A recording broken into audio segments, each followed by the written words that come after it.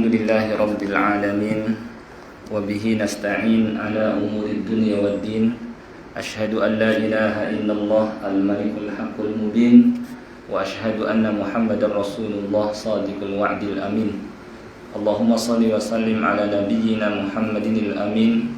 Wa ala alihi at-tahirin wa ashabihil akramin. Wa man ihtada bihadihil mubin ila yaumiddin, amma ba'd. Pertama-tama kita panjatkan puja dan puji syukur kehadirat Allah Subhanahu wa taala yang tidak henti-hentinya melimpahkan kepada kita semua nikmat-nikmatnya, terutama adalah nikmat Islam, demikian pula nikmat taufik, dimudahkan kita oleh Allah Subhanahu wa taala untuk dapat mengamalkan ajaran agamanya, yang diantaranya adalah barusan kita telah mengerjakan sholat subuh berjamaah, dan kemudian kita pun menjalankan ibadah puasa, ya, dan kita bersyukur kepada Allah Subhanahu wa taala karena Dia memberikan kesempatan kepada kita untuk dapat memasuki bulan Ramadan, ya. Di tengah sebagian saudara kita ada yang beberapa hari yang lalu, beberapa pekan yang lalu, beberapa bulan yang lalu ternyata telah dijemput oleh yang namanya kematian, sehingga mereka tidak sempat memasuki bulan Ramadan di tahun ini. Kita bersyukur kepada Allah Subhanahu wa taala, Dia telah menyampaikan kita ke bulan Ramadan. Tetapi tidak cukup sampai di bulan Ramadan, karena kita, demikian pula banyak saudara-saudara kita, ya, mereka telah memasuki bulan Ramadan, bahkan berkali-kali memasuki bulan Ramadan, tetapi banyak, ya, di antara kita, banyak, ya, manusia yang ketika berada di bulan Ramadan dia tidak maksimalkan, dia tidak mengisi siang dan malamnya dengan ketaatan kepada Allah Subhanahu wa taala, padahal bulan Ramadan adalah kesempatan emas, kesempatan besar baginya untuk memperbanyak amal soleh dan memperbanyak bekal untuk menghadapi perjalanan yang sangat-sangat panjang, yaitu perjalanan setelah kematian. Karena setelah mati, manusia berada di alam kubur, ya, dalam waktu yang lama. Ada yang sudah ratusan tahun, ada yang sudah, ya, ribuan tahun, ya, di alam kubur. Tetapi terus berada di sana, belum juga tiba hari kiamat, ya.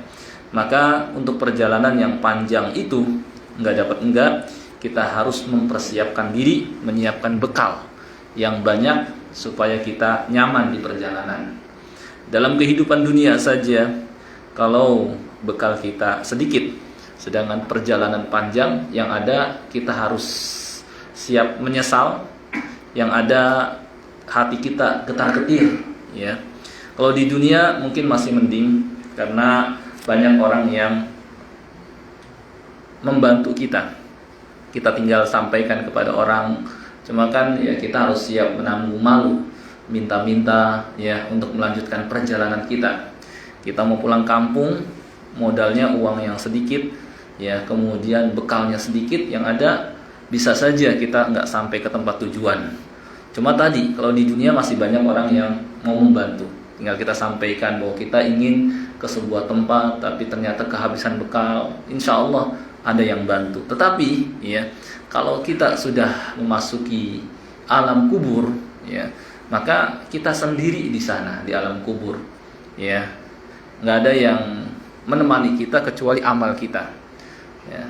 Maka jangan sampai kita seperti mereka-mereka yang baru menyadari pentingnya memperbanyak amal ketika masuk di kubur, ya, karena kalau sudah dikubur, kita bukan lagi kesempatan bagi kita untuk memperbanyak amal, ya. Yang ada di kubur, ya sudah siap mempertanggungjawabkan amal yang kita kerjakan. Banyak mereka yang dikubur sebagaimana firman Allah Ta'ala, hatta idza jaa ahadahumul mautu qala rabbirji'un, sehingga ketika datang kepada salah seorang di antara mereka kematian, dia baru berkata, Rabbirji'un, ya Rabbi, irji'un, kembalikanlah aku, ya, ke dunia. la'alli a'malu salihan fima tarakt, agar aku dapat mengejar amal yang saya tinggalkan.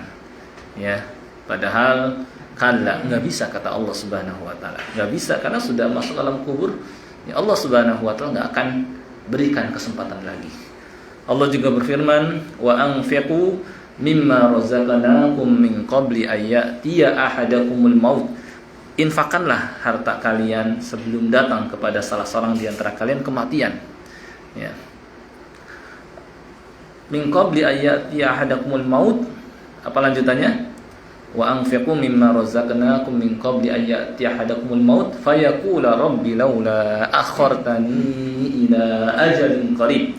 Dia pun baru berkata, ya Rabbi, kenapa engkau tidak memberikan tangguh kesempatan lagi kepada saya, ya, ila ajalin qarib, meskipun hanya sebentar, meskipun mungkin hanya sepekan, ya, sebulan, enggak apa-apa, supaya saya memperbanyak amal, ya, ila ajalin qarib fa asaddaq, supaya saya bisa bersedekah, ya, wa akum minas shalihin, dan saya termasuk orang-orang yang saleh. Kata Allah, wala yuakhirallahu nafsan idza jaa ajaluha, ya, wala yuakhirallahu nafsan idza jaa ajaluha. Dan Allah Subhanahu wa taala tidak akan memberikan kesempatan lagi kalau sudah tiba ajalnya, ya. Maka kalau kita lewat kubur, banyak di antara mereka yang menyesal, ya, seakan kalau mereka bisa bicara kepada yang hidup, yang melewati menziarahi mereka, ya, wahai saudaraku, jangan engkau sia-siakan kesempatan hidupmu di dunia. Jangan seperti kami yang menyesal di alam kubur, ya, karena kami meremehkan saat kami masih hidup di dunia. Kalau mereka bisa menyampaikan kalimat mereka, cuma Allah sudah sampaikan di Al-Quran tadi, ya. Mereka mengatakan, Rabbi laula akhartani ila ajalin qarib. Ya Rabbi, mengapa engkau tidak memberikan kesempatan saya lagi meskipun cuma sebentar? Nggak bisa, ya. Dan Ramadan yang kita alhamdulillah sudah berada di dalamnya adalah kesempatan kita memperbanyak amal sebanyak-banyaknya, ya. Karena di bulan ini, ya, tidak seperti bulan-bulan yang lain. Amal soleh dilipat gandakan pahalanya. Amal soleh dilipat gandakan pahalanya. Apalagi di 10 terakhirnya. Kalau kita keadaan kita yang berbeda dengan keadaan Rasulullah SAW dan para sahabatnya radhiyallahu anhum. Mereka ketika Ramadan sudah di bagian akhir, mereka semakin sungguh-sungguh, semakin semangat. Kalau kita di awal saja, ya, di awal semangat, cuma berapa hari ke depan di pertengahan Ramadan sudah loyo, sudah lemes, ya, sudah malas. Buktinya apa? Awalnya Ramadan ramai, penuh, nggak muat, tapi lihat, ya, semakin menyusut, ya, semakin adanya kemajuan. Ya, kemajuan maksudnya semakin berkurang jamaahnya. Nah, ini terbalik, ya. Harusnya semakin semangat, gitu.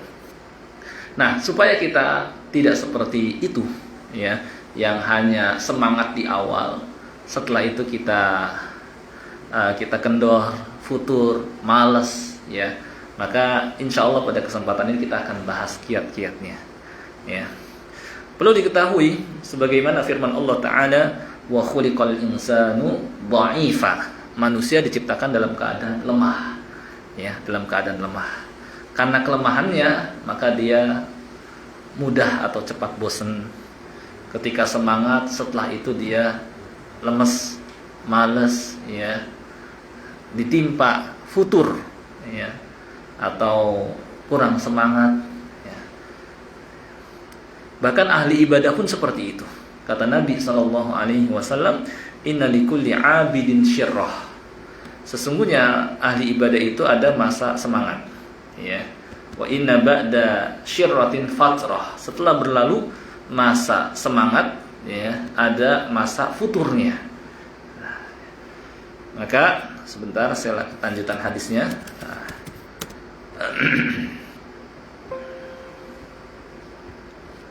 Syirrah.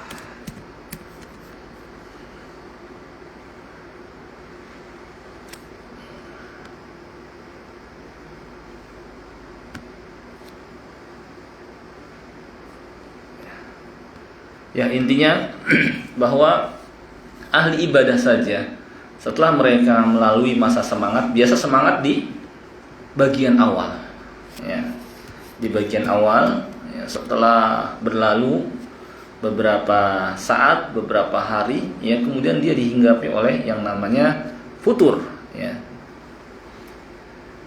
Nah, kata Nabi Shallallahu Alaihi Wasallam, Inna likulli syai'in syirrah. Sesungguhnya segala sesuatu itu ada masa-masa semangat. Wa likulli syirratin fatrah. Dan setelah berlalu masa semangat ada futurnya.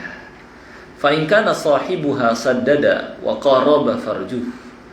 Ya, ini dalam satu lafaz, ya.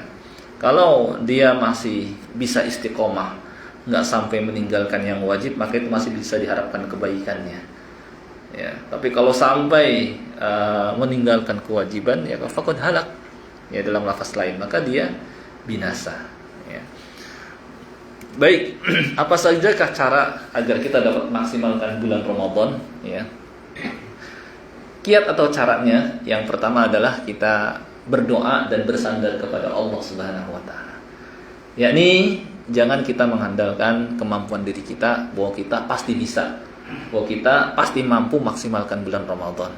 Ya, karena kita lemah. Ya, semangat di awal, setelah itu kita loyo. Ya, dan kenyataannya seperti itu. Maka kita mohon kepada Allah Subhanahu wa taala yang namanya taufiknya, bantuannya, pertolongannya. Dan Allah sudah mengajarkan kepada kita hal ini dengan kita minta kepada Allah, iyyaka na'budu wa iyyaka nasta'in. Hanya kepada Engkau kami beribadah dan hanya kepada Engkau kami mohon pertolongan. Maksudnya agar kita dapat beribadah secara maksimal, kita mohon pertolongan kepada Allah, ya. Karena kata ulama bahwa ayat ini menunjukkan bahwa seorang tidak bisa beribadah secara maksimal kecuali dengan pertolongan dari Allah Subhanahu wa taala. Kita bisa dengan bahasa Indonesia, kalau kita nggak bisa bahasa Arab, ya Allah, bantulah aku agar dapat memaksimalkan bulan Ramadan. Atau dengan doa, kalau dulu, ya, generasi pertama Islam sebagiannya, ya, sebelum masuki bulan Ramadan mereka berdoa, Allahumma sallimni li Ramadan wa sallim Ramadana li wa tasallamhu minni mutaqabbala. Ya Allah, selamatkanlah aku agar sampai ke bulan Ramadan. Alhamdulillah kita sudah sampai. Wa sallim Ramadana li, jagalah Ramadan untukku agar aku dapat memaksimalkannya. Nah, itu. Jadi nggak cukup sampai disampaikan, tapi yang penting adalah dimudahkan beramal soleh. Karena kenyataannya ada yang masuki bulan Ramadan tapi tidak mengisi, dan itu banyak. Nah, lebih parah lagi, di bulan Ramadan masih berbuat maksiat. Bahkan lebih parah lagi yang dikerjakan dosa yang sangat-sangat besar. Sampai contohnya apa? Dosa yang besar yang sampai masih dikerjakan di bulan Ramadan. Apa, Pak? Meninggalkan sholat. Ya, dosa yang sangat besar itu. Kalau kita bandingkan antara kedudukan sholat dengan puasa, tinggi mana kedudukannya? Sholat. Rukun Islam yang pertama syahadat, keduanya sholat dulu. Tiang agama, ya. Maka gimana mau membangun bangunan kalau tiang utamanya, penyangganya disingkirkan, yaitu sholat, nggak akan tegak. Ya.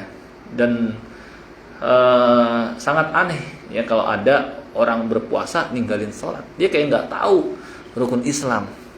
Yang pertama apa, kedua apa, ketiga apa. Ya, kan pertama syahadat, kedua sholat, ketiga zakat, baru kemudian puasa. Ya, meskipun dua-duanya juga kewajiban yang sangat wajib karena termasuk ke dalam rukun Islam. Ya.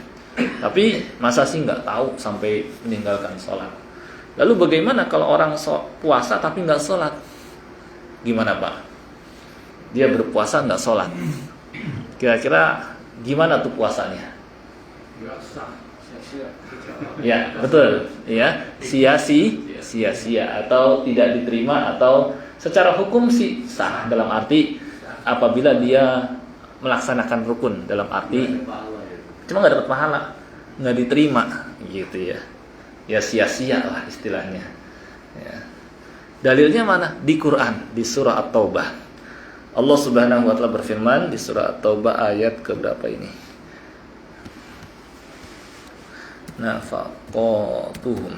Ayat ke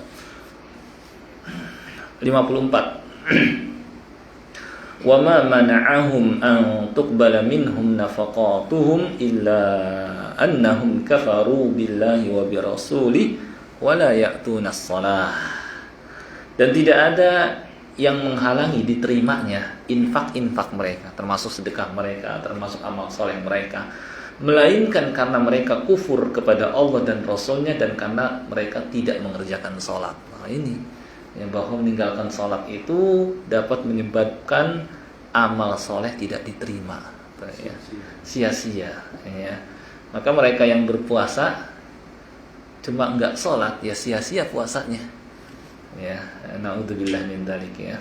Maka jaga yang namanya sholat gitu ya. Sekarang satu sholat saja itu dapat menghapuskan amal. Apalagi kalau yang ditinggalkan banyak. Kata Nabi Shallallahu Alaihi Wasallam, "Man taraka sholatal asri faqad habita amaluh." Siapa yang meninggalkan sholat asar, hapus amalnya. Satu sholat itu. Lalu bagaimana kalau yang ditinggalkan subuh, duhur, asar, maghrib, isya? Lebih hapus lagi. Ya. Nah inilah pentingnya kita belajar agama. Jadi kita tahu hal-hal yang dapat merusak puasa kita, gitu ya. Nah itu persiapan kita yang pertama. Berdoa kepada Allah Subhanahu Wa Taala agar dimudahkan beramal soleh di bulan Ramadan. Dan yang tidak kalah penting juga adalah berdoa kepada Allah Subhanahu Wa Taala agar amal yang telah kita kerjakan diterima, jangan sia-sia, ya. Karena ada banyak penyebab amal tidak diterima. Ya, saya dari salah judulnya mengisi air di ember yang bocor. Paham kalimat ini Pak ya? Mengisi air di ember yang bocor. Maksudnya perumpamaan untuk amal yang sia-sia. Embernya bocor, bocornya gede lagi, gitu. Diisi terus, penuh nggak? Ya nggak penuh-penuh. Nah maka jaga puasa kita dari ya sia-sia atau tidak diterima. Ya, ada beberapa penyebab amal itu sia-sia atau tidak diterima. Dari mulai niatnya yang tidak ikhlas, dia berpuasa bukan imanan wahtisaban, bukan karena iman mengharapkan pahala, bukan ikhlas karena Allah, tapi ya misalnya jaga image. Apa kata manusia kalau mau saya nggak puasa? Apalagi saya tokoh masyarakat misalnya. Nah ini amalnya sia-sia kalau seperti ini. Ya, dia berpuasa ya demi menjaga nama baiknya, reputasinya. Nah itu sia-sia seperti ini. Kalau mau diterima harus ikhlas karena Allah, bukan karena agar namanya tetap baik. Apa kata dunia kalau sampai sehingga puasa misalnya. Ya, jadi ini yang pertama. Yang kedua, supaya amal kita, puasa kita tetap terjaga juga adalah kita coba mengikuti Nabi Shallallahu Alaihi Wasallam dalam semua amal yang kita kerjakan, baik itu sholat, baik itu berpuasa, baik itu berzikir, baik itu toharo, bersuci dan lain sebagainya. Kita ikuti Nabi Shallallahu Alaihi Wasallam dalam mempraktekannya. Karena Nabi Shallallahu Alaihi Wasallam ya diutus untuk mengingatkan manusia agar beribadah hanya kepada Allah dan memberikan contoh kepada manusia bagaimana cara beribadah yang diridhoi oleh Allah Subhanahu Wa Taala. Ya. Karena yang diutus cuma Nabi Shallallahu Alaihi Wasallam di akhir zaman, nggak banyak rasulnya, maka ya kalau yang kita ikuti Nabi Shallallahu Alaihi Wasallam nggak akan banyak sekali terjadi perbedaan. Ya, sedikit kalaupun ada hanya dalam memahami saja. Kalau bisa banyak satu begini satu begitu ya mungkin karena yang diikutin kebanyakan. Kalau yang diikuti Nabi SAW nggak terlalu banyak sekali. Gitu. Nah ini yang kedua. Ya kita coba menyesuaikan ibadah kita seperti Nabi Shallallahu Alaihi Wasallam. Gimana caranya? Ya membaca buku-buku yang memuat ya praktek Nabi Shallallahu Alaihi Wasallam beribadah, sifat sholat Nabi Shallallahu Alaihi Wasallam, tata cara haji Nabi Shallallahu Alaihi Wasallam, sifat puasa Nabi Shallallahu Alaihi Wasallam. Bukunya dicari di mana? Oh, sekarang udah mudah, gampang sekali. Kalau kita nggak modal ya, maksudnya tinggal ketik di Google ya sifat salat Nabi, sifat puasa Nabi, sifat haji Nabi, langsung tampil yang PDF. Cuma kali-kali lah kita modal ke toko buku gitu ya. Kita mampir, kemudian kita cari buku-buku yang memuat praktek Nabi SAW beribadah, ada nggak sih? Atau fikih sesuai dengan sunnah Nabi SAW, ada nggak sih? Akan ditunjukkan banyak ya. Karena memang ya ilmu butuh modal ya, nggak maunya gratis mulu. Di samping dengan buku memang lebih fokus. Cuma kalau emang kita lagi banyak kebutuhan ya sudah ya, kita download di internet, nggak apa-apa sementara gitu ya. Baik, itu yang kedua ya. Penyebab amal tidak diterima di samping tadi niatnya salah, prakteknya nggak sesuai sunnah, atau ya kita melakukan hal-hal yang merusak atau membatalkan ibadah itu ya. Kalau puasa yang membatalkannya sudah kita ketahui, makan, minum ya, jima ya, kemudian juga muntah dengan disengaja ya, dan seperti yang diterangkan dalam kitab-kitab fikih ya. Tetapi di sana ada juga, di samping yang membuat batal puasa, ada juga yang membuat sia-sia puasa kita ya. Yang membuat sia-sia puasa kita tadi karena niat yang salah, atau kita tidak menjaga puasa kita, malah masih mengerjakan perbuatan maksiat, apalagi dosa-dosa besar seperti meninggalkan sholat, masih suka bohong. Kata Nabi SAW, "Man lam yada' qaula zur wal amal bihi, falaysa lillahi hajatun fi ayyada' ta'amahu wa syarabah." Barang siapa yang tidak meninggalkan berkata bohong ya ketika puasa, maka Allah enggak butuh dengan dia meninggalkan makan dan minumnya ya. Demikian pula di bulan puasa masih saja namimah misalnya, mengadu domba, ghibah dan lain sebagainya. Ini yang dapat mengurangi pahala puasa seseorang. Dan lain-lain masih banyak, kapan waktu mungkin bisa diterangkan perbuatan apa saja yang dapat membuat sia-sia amal kita atau mengiringi perbuatan baik kita dengan melakukan kezaliman. Nabi SAW pernah bersabda kepada para sahabat radhiyallahu anhum, "Atadruna mal muflis?" Tahukah kalian siapa orang yang bangkrut? Para sahabat mengatakan, "Al-muflis indana man laisa lahu dinar wa dirham." Orang bangkrut menurut kami adalah orang yang enggak punya dinar dan dirham lagi, enggak punya harta lagi yang sebelumnya dia punya. Habis hartanya, ludes, bahkan malah nanggung utang ya.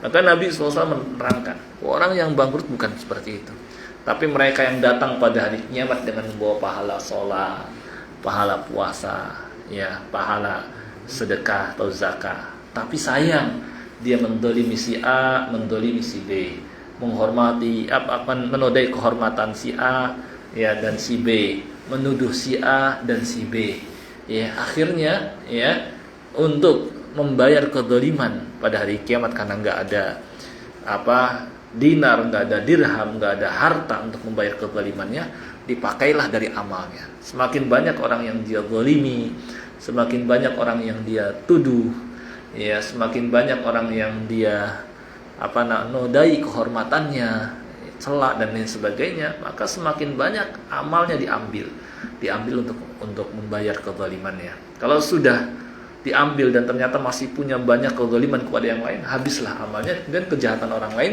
dipikulkan kepadanya ya. Ini termasuk orang yang bangkrut.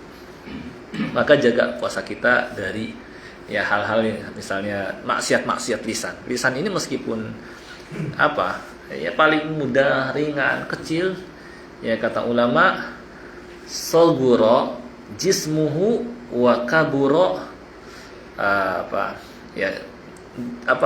bentuknya kecil tapi besar dosanya ya, tapi bisa mengakibatkan jatuh ke dalam dosa yang besar itu ya. Nah itu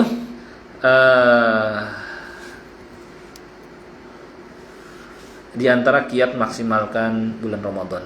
Ya, mungkin sekarang tafsir kita tunda dulu. Ya, sementara kita sedikit saja, sebentar lagi kita membahas tentang kiat maksimalkan bulan Ramadan, dan setelah ini mungkin kita ada tanya jawab setelah itu selesai. Kemudian agar kita dapat maksimalkan bulan Ramadan adalah kita mempelajari amal apa saja yang disyariatkan di bulan ini. Semua amal soleh disyariatkan, ya, terutama kalau puasa jelas memang ini bulannya. Kemudian membaca Al-Quran, ya, membaca Al-Quran. Kita bisa isi siang dan malam dengan memperbanyak membaca Al-Quran, ya. Bagaimana caranya supaya kita banyak membaca Al-Quran? Ya, HP masing-masing kita, saya yakin semua pada punya HP, diinstal Al-Quran. Jangan sampai isinya cuma game, jangan sampai isinya cuma YouTube, ya. Jangan sampai isinya cuma media sosial dan aplikasi-aplikasi lainnya, cuma Al-Quran nggak ada. Ini contoh HP yang nggak berkah.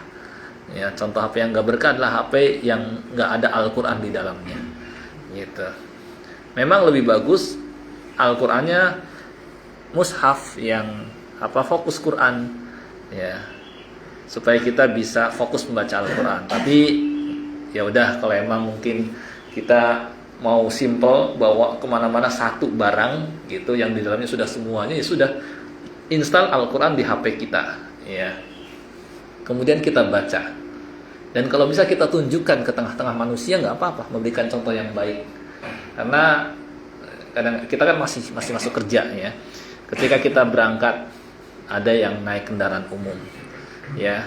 Perjalanannya ada yang 1 jam baru sampai ke kantornya. Ya, ketika kita naik misalnya kereta atau naik bis atau naik angkot, coba kita buka Al-Quran. Kalau yang mushaf itu lebih bagus lagi, karena ini memberikan contoh yang baik ke tengah-tengah manusia. Ya, ketika kita memberikan contoh yang baik, saya yakin di situ ada nilai dakwahnya. Betul kan ya Pak, ada nilai dakwahnya kan?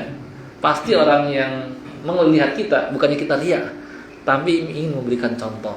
Nih, manfaatkan bulan Ramadan dengan banyak membaca Al-Quran. Nggak apa-apa Al-Quran saku atau gedean sedikit.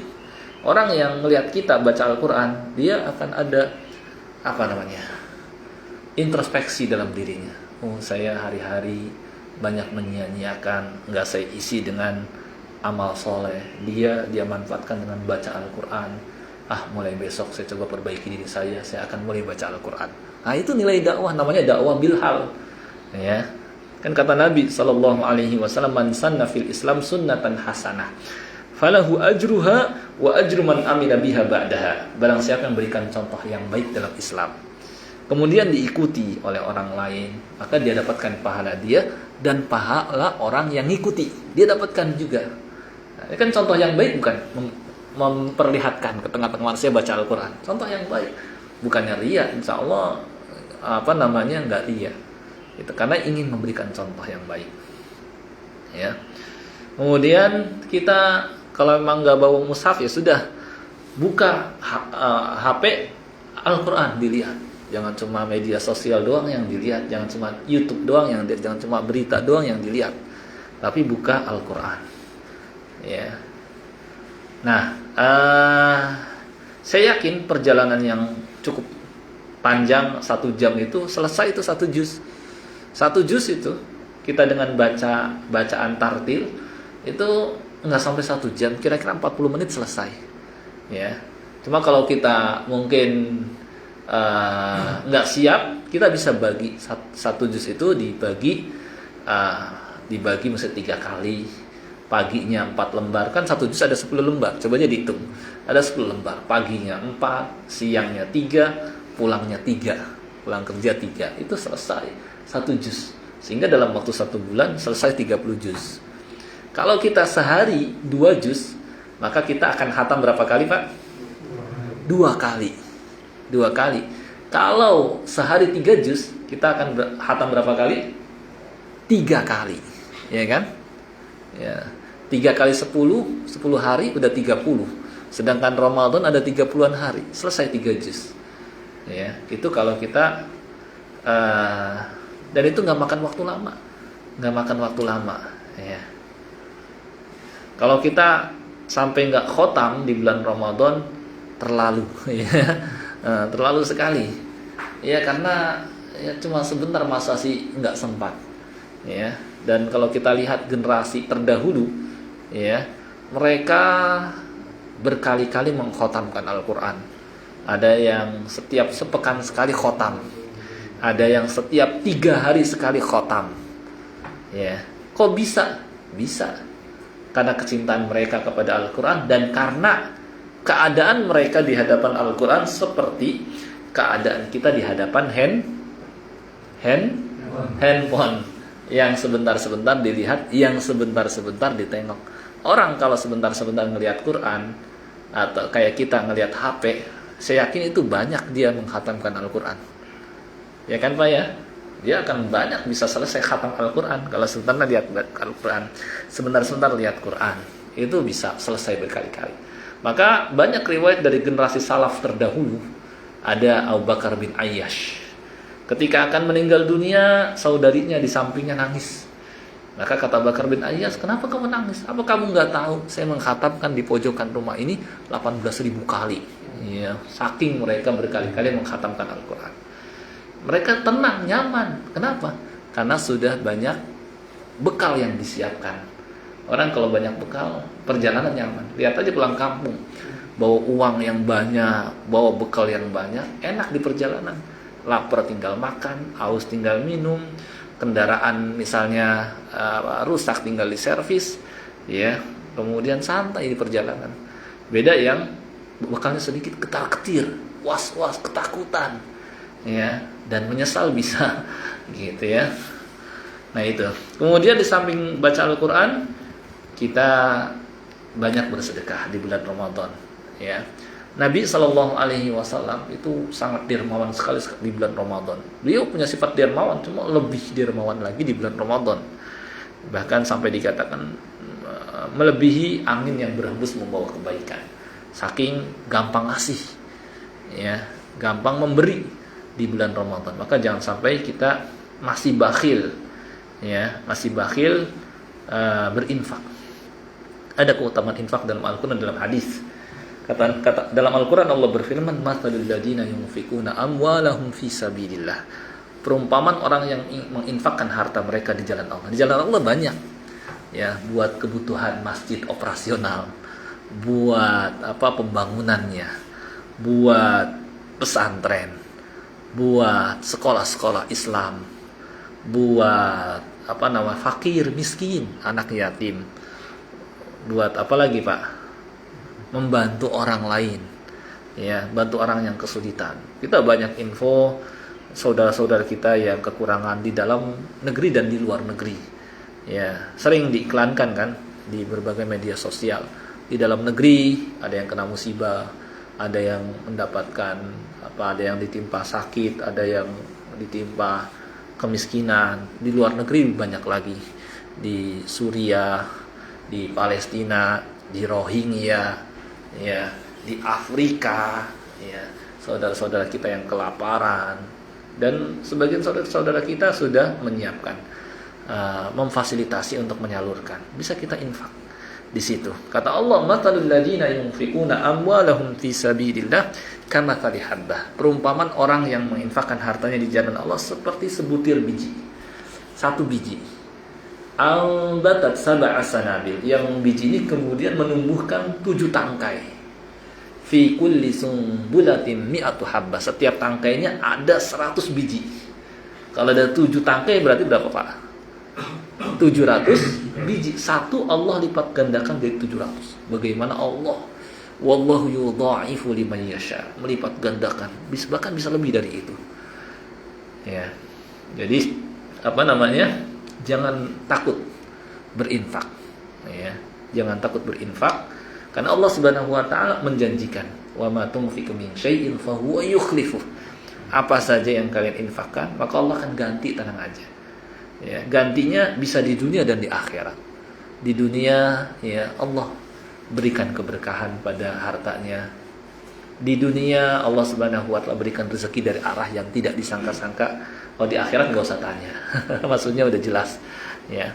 Ada sebuah kisah dahulu Nabi SAW pernah menceritakan seorang petani, ya, yang menggarap sawahnya, ya.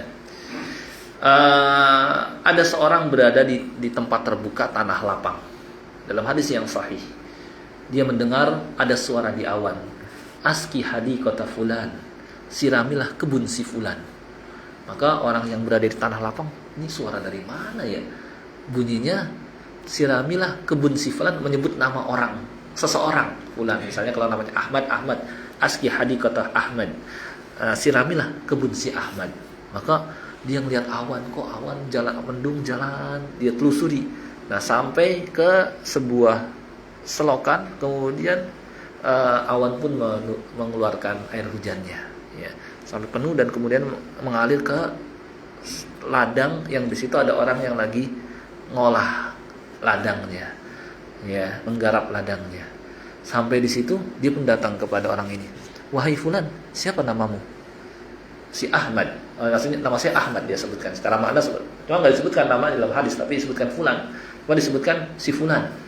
Kok sesuai sekali dengan yang saya tadi dengar di awan ya, kayak gitu. Saja di atas masih nggak tahu siapa, dari mana suara itu. Langsung dia berbalik bertanya, memangnya ada apa engkau nanya nama saya? Tadi saya ketika berada di tanah terbuka itu saya mendengar suara di atas langit, ya, siramilah kebun si fulan, menyebut namamu.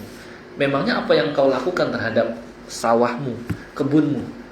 Kata dia, kalau memang engkau bertanya begitu, ketahuilah, terhadap kebun saya ini saya bagi 3. Sepertiga saya makan buat saya dan keluarga, sepertiga buat operasi yang ala kebun, dan sepertiga lagi saya sedekahkan. Disitulah sampai Allah perintahkan kepada awan untuk ngairin ladangnya, gitu. Dan itu sudah kenyataan juga sampai zaman sekarang. Ada dulu sebagian orang yang kaya gitu ya, punya tanah, ya, dia punya sawah juga, hasilnya itu dia sisihkan buat makan santri-santri pesantren, ya, dikasih hasil dari sawah itu, ya, hasilnya lagi buat dia kelola dan buat dirinya, gitu ya. Nah, ketika ada hama, ya, dan tikus pada makanin sawah sekitarnya, tapi sawah dia nggak dimakan, sampai seperti itu Allah jaga. Karena apa? Sedekah yang dia keluarkan.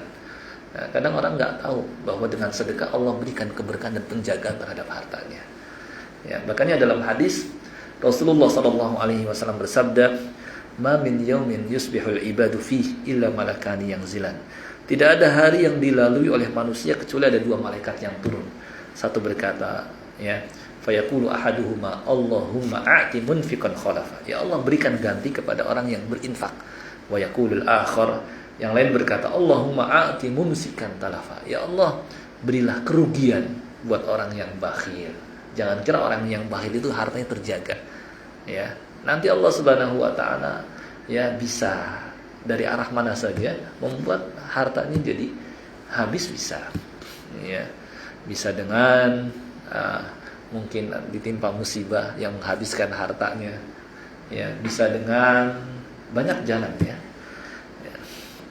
Nah, itu sedekah kita tingkatkan, kita sisihkan sebagian harta kita, ya.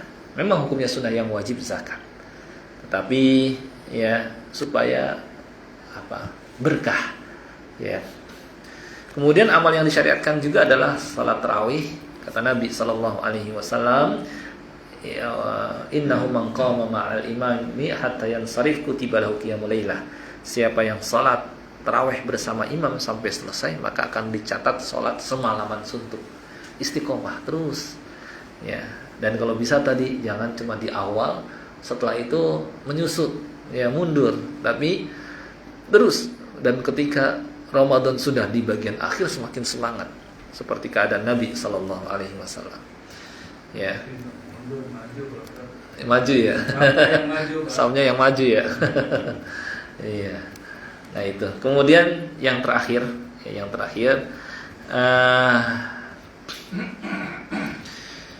kita coba ingat keutamaan bulan Ramadan ini, bahwa bulan ini syahrul mubarak, bulan yang penuh berkah.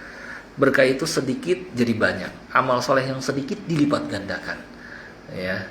Di bulan ini juga pintu surga dibuka, ya, menunjukkan kesempatan untuk masuk surga itu besar sekali. Dan pintu neraka ditutup, menunjukkan peluang kesempatan untuk masuk neraka sempit. Karena pendorongnya, setan-setan yang suka ngipasin, bisikin manusia berbuat maksiat itu dibelenggu. Kemudian energi kita juga lagi lemah. Kita nahan lapar, nahan haus, enggak seperti hari-hari biasa, semangat kita untuk beraktivitas. Tapi di bulan Ramadan kita melemah, ya, sehingga kesempatan untuk berbuat maksiat sangatlah kecil. Dan puasa yang kita lakukan pun akan memberikan syafaat. Ya, kata Nabi SAW, wasaumu junnah, puasa itu perisai penjaga seorang dari maksiat dan penjaga juga seorang dari masuk ke dalam neraka. Mereka yang punya puasa ini, kita jaga puasa kita, itu nanti akan bergembira nanti pada hari kiamat. Lisaimi farhatan, dia punya dua kegembiraan. Yafrahuhuma, yang dia bergembira pada dua waktu itu. Yang pertama, ida aftara, saat berbuka. Siapa di antara kita yang enggak bergembira? Pasti gembira. Yang kedua, wa ida laqiya rabbahu fariha bisaumi. Ketika menghadap Allah, dia gembira karena punya amal yang bisa diandalkan, puasa. Ya, karena puasa ini memberikan syafaat. Ya, jadi ketika seseorang yang mungkin karena maksiatnya mengharuskan dia masuk ke dalam neraka, maka puasa akan datang membelanya. Ya Allah, Rabbi, jangan engkau masukkan dia ke dalam neraka. Dulu ketika di dunia saya cegah dia dari makan, saya cegah dia dari minum, saya cegah dari syahwatnya, fasyafi'ni fi, izinkan saya bela dia. Al-Quran juga sama. Rabbi mana'tuhun naum fil lail. Ya Rabbi, dulu ketika di dunia saya cegah dia dari istirahat, sehingga kurang istirahat di malam hari karena untuk membaca kitabmu. Izinkan saya bela dia. Karena puasa dan Al-Quran adalah dua amal yang utama di sisi Allah, dan kali syafaat keduanya diterima olehnya, maka akhirnya nggak jadi masuk neraka. Seakan seperti di pengadilan, seorang divonis dihukum mati, gitu. Kemudian ada yang bela, wahai hakim, dia punya kebaikan ini, punya kebaikan itu, izinkan saya bela dia, jangan dia diberikan hukuman mati. Siapa yang nggak gembira, nggak jadi ya dihukum. Itu karena dibela. Apalagi yang bela ini yang punya kedudukan, yaitu Al-Quran dan puasa, ya. Sehingga beruntung mereka yang berpuasa, dan sangat rugi mereka yang meninggalkannya karena nggak punya pembela, ya, nggak ada yang bela dia, gitu ya. Dan demikian pula agar kita dapat maksimalkan bulan Ramadan, hadirkan perasaan bahwa boleh jadi Ramadan ini adalah Ramadan terakhir kita, karena kita nggak tahu apakah kita akan menjumpai Ramadan lagi di tahun depan atau enggak. Hanya banyak saudara-saudara kita yang ternyata Ramadan kemarin adalah Ramadan terakhirnya. Ketika dikubur dia berkata, ya kenapa dulu ketika Ramadan kemarin saya nggak manfaatkan sebaik-baiknya. Ya, kalau saya nanti seandainya saya masih hidup di dunia, saya akan maksimalkan bulan Ramadan dengan sebaik-baiknya. Tapi ya sudah masuk ke dalam kubur, yang ada penyesalan dan penyesalan.